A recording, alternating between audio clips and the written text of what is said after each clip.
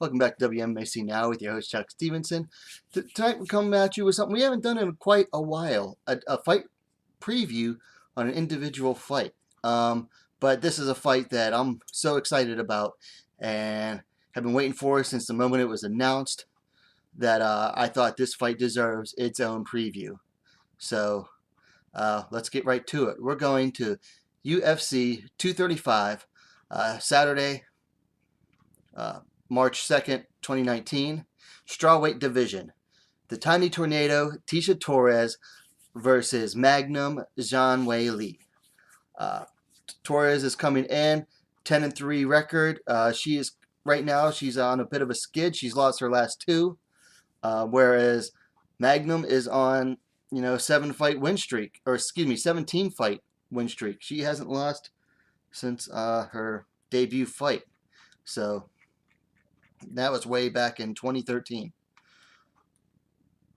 So, when this fight got announced, I could not believe it. I was so excited. I mean, Zhang only has 2 fights in the UFC, but they're giving her a big step up with a top 10 opponent, in Torres, who's, always been hovering around the top, 5-6 fighters in the division for basically since its inception in the UFC.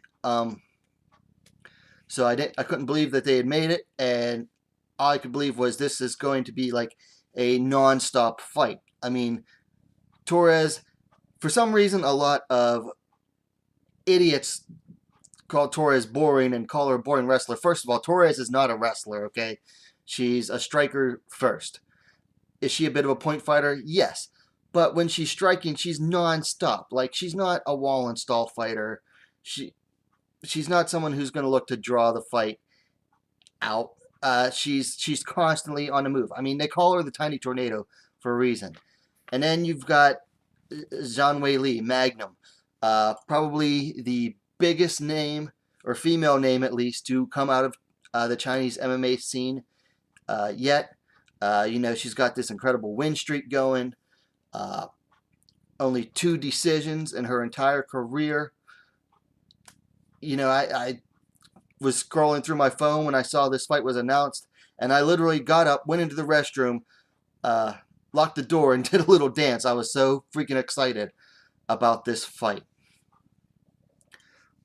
So we're going to break it down. I'm going to go into the strengths and keys to victory.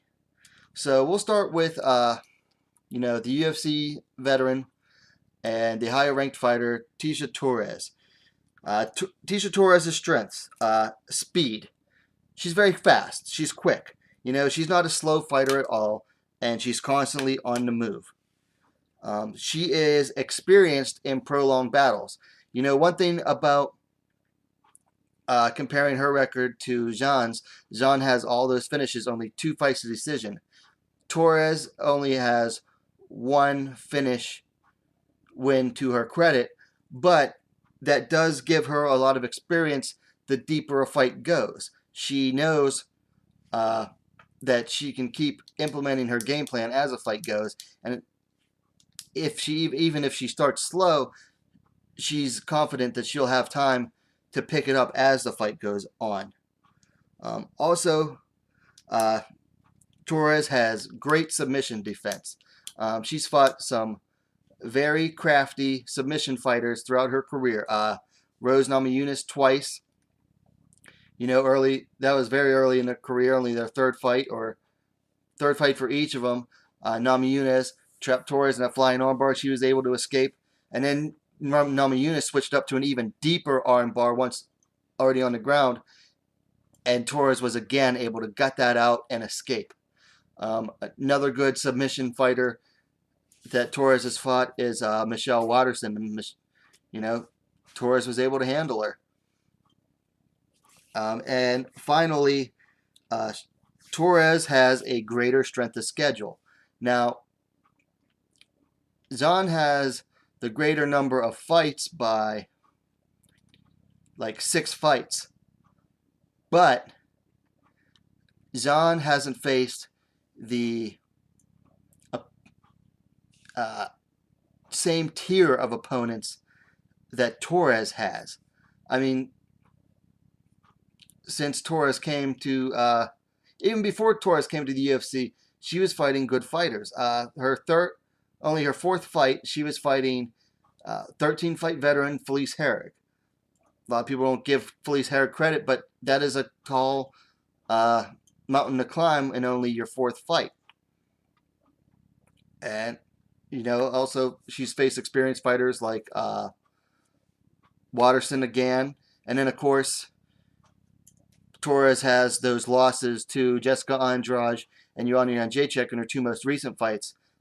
Those two fights are big learning experiences because she was up against fighters who had a lot more experience and fighting experience than her.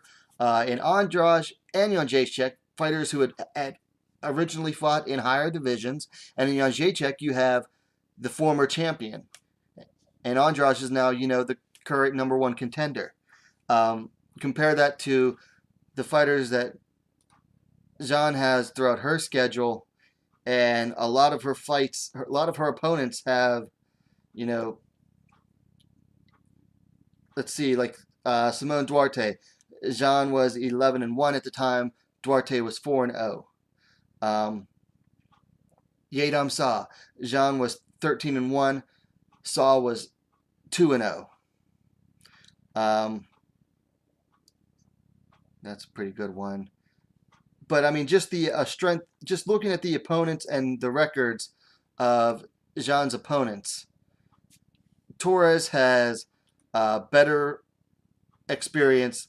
She has more experience against very high level opponents. Torres's keys to victories. Number 1, be the tiny tornado. You stick to the style that got her name.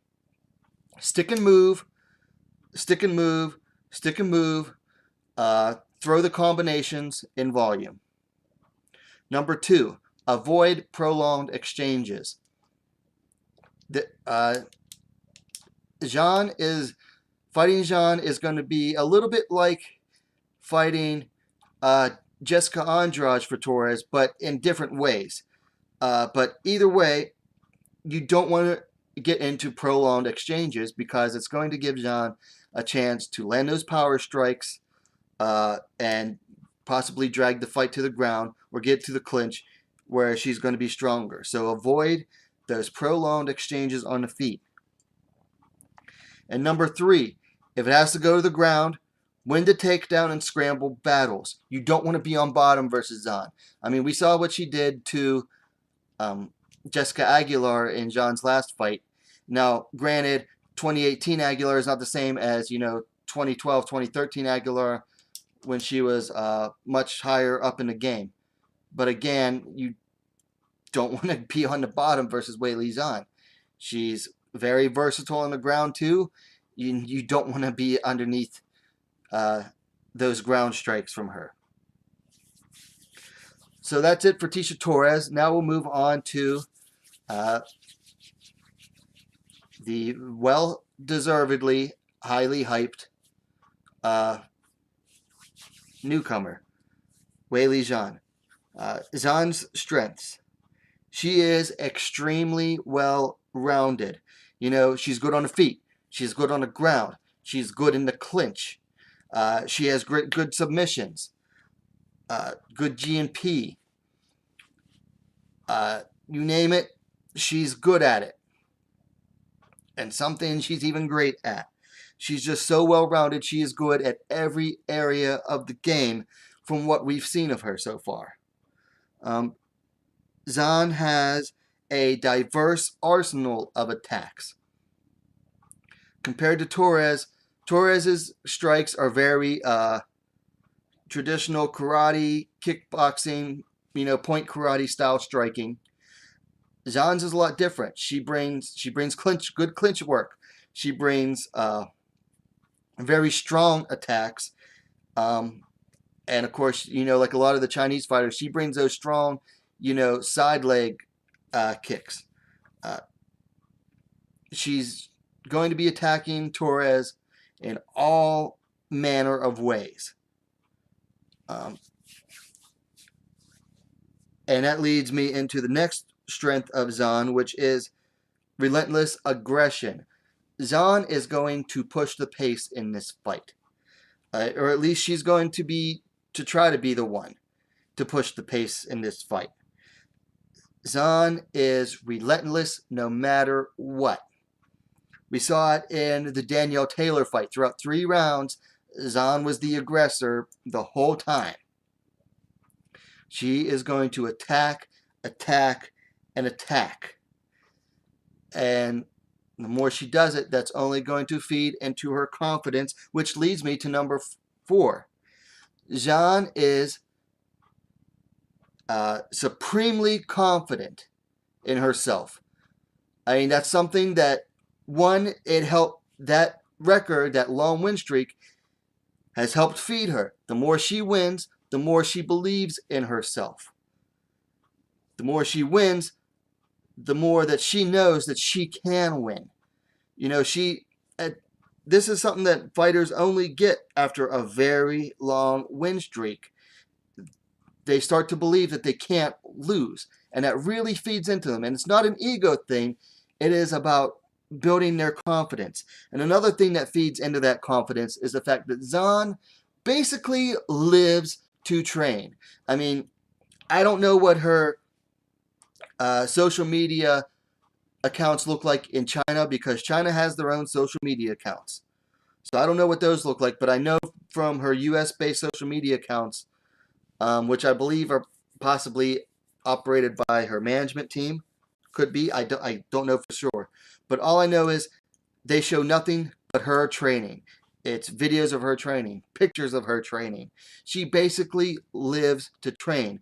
She said in a recent interview with bjpen.com that, you know, she doesn't worry when she gets into the cage because, you know, all the nervousness and stuff is worked out in the gym.